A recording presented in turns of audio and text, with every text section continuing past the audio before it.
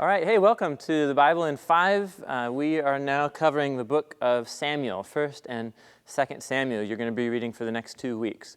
And traditionally, the book of Samuel is actually just one big book. It was broken up into 2 separate books so it could fit on 2 separate scrolls because the whole thing was too long for one scroll.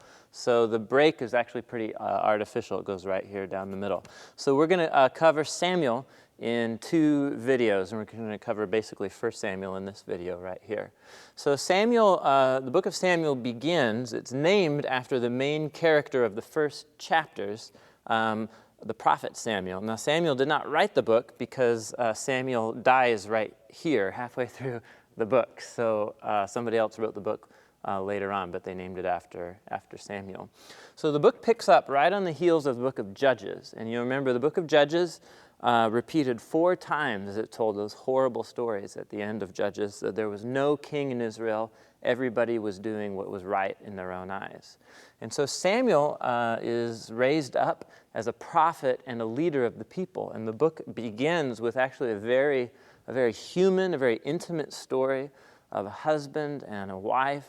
The wife cannot get pregnant, and she prays to the Lord. It's a very powerful story about Samuel's mother. And through a really amazing set of circumstances, she sings a beautiful poem in chapter 2 when she discovers that she, after all, is pregnant. And she gives birth to Samuel and dedicates him to the Lord's service in the temple that's in the town of Shiloh in the hill country of Israel. And so begins this story of another judge. Samuel is more like one of the rulers or judges from the book of Judges. He's not a king, but he's a prophet and leader of the people. And in these first 7 chapters of the book of Samuel, he tries to bring the people back to true devotion and worship of Yahweh. He challenges them to let go of their idols and to worship the one true God. The people of Israel come to Samuel and they request a king. They say, all the other nations have kings. We want a king just like everybody else. And it's kind of ticks Samuel off.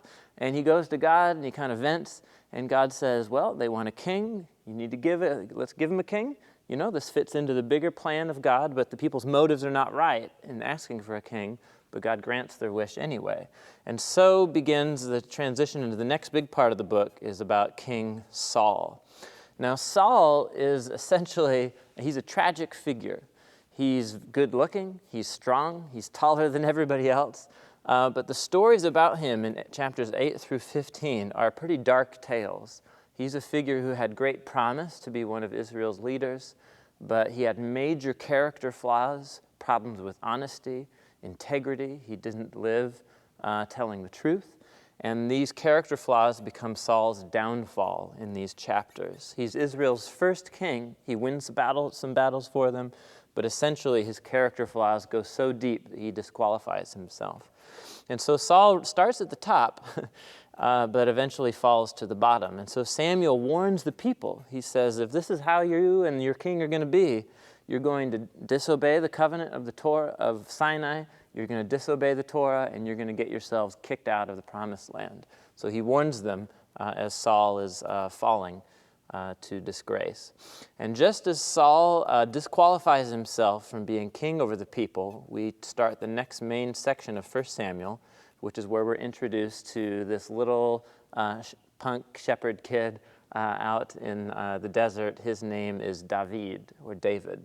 And we're introduced to him in chapter 16, which is a key moment in the story, because the selection of David as Israel's king, the whole point of the story in chapter 16, it's a well-known story, is that he is the least likely person to be picked. Saul was the most likely person, handsome, tall, good-looking, strong, but he had deep character flaws.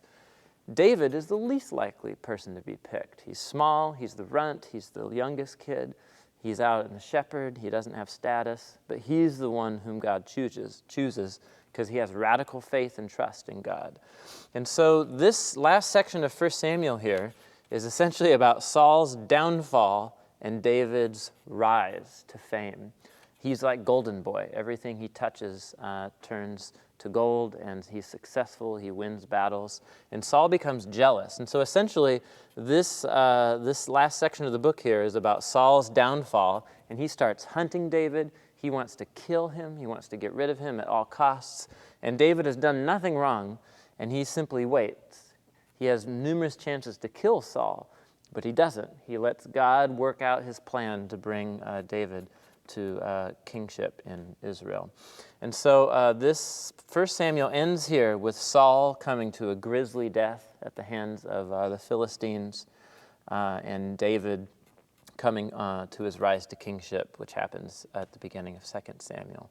So this first section of the book here, we'll just kind of wrap this up. It moves from Samuel to Saul to David. And these characters are portrayed very realistically, and the author's putting them forward to you to find yourself in their story. We're all meant to find the character flaws within us that keep us from following Christ consistently. And Saul becomes a warning story to us. The story of David becomes a story about patience and waiting on the Lord. Many of the Psalms in the book of Psalms were written and fit into the context of David's life as he's living in the wilderness, running for his life from Saul. And his only consistent strength is Yahweh, his God. So these are very powerful stories, and I just encourage you to enter into them and allow God to speak to you through them. All right, have a good read.